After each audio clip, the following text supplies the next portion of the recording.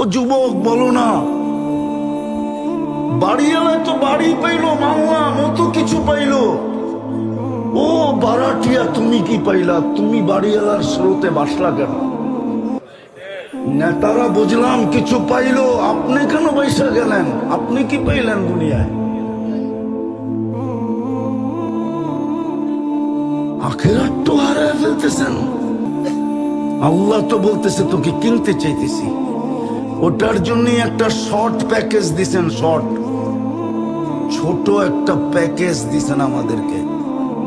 যদি এই প্যাকেজটা ধরতে পারি তাইলে 1000 বৎসরও যদি দুনিয়ায় বেঁচে থাকি,